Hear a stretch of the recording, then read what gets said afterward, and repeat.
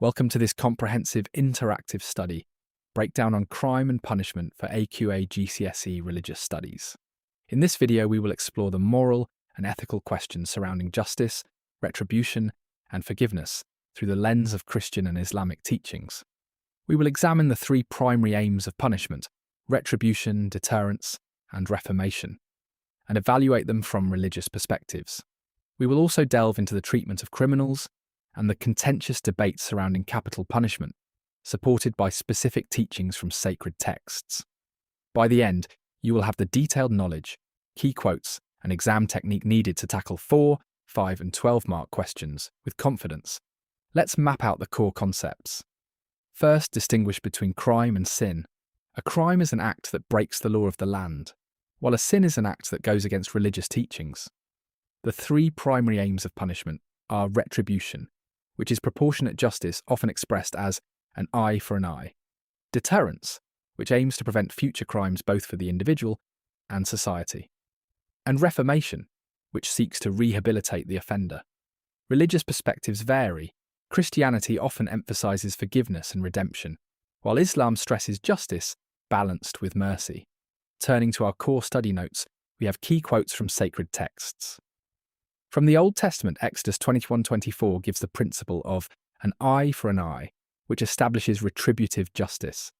In the New Testament, Mark 12:31 commands to love your neighbour as yourself, which supports the aims of deterrence and reformation by protecting the community and helping offenders change. In Islam, the Quran 5:45 outlines qisas, or just retaliation, while Quran 42:40 encourages forgiveness and reconciliation, showing the balance between justice and mercy.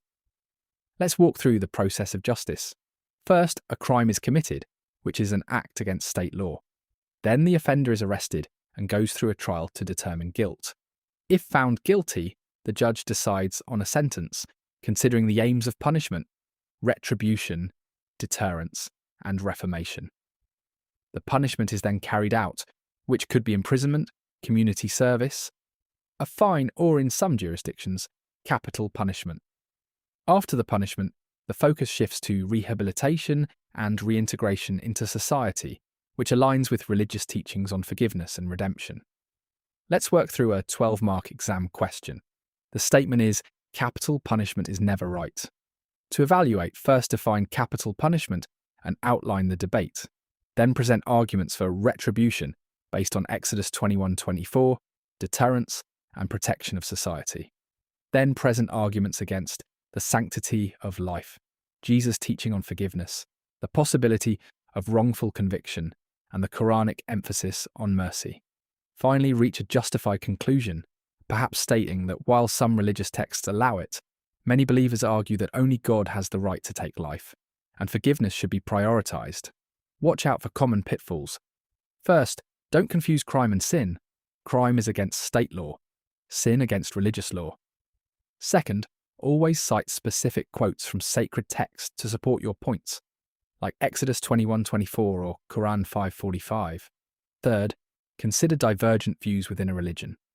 For example, some Christians interpret the Bible literally and support capital punishment, while others take a liberal view and emphasize forgiveness. Finally, evaluate the aims of punishment.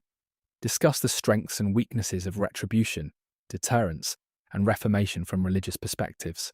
To wrap up, remember the key distinctions.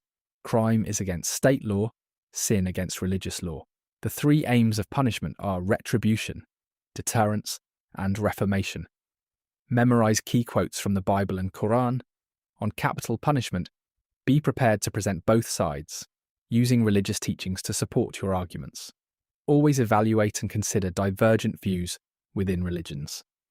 With this knowledge, you are ready to excel in your exam. Good luck!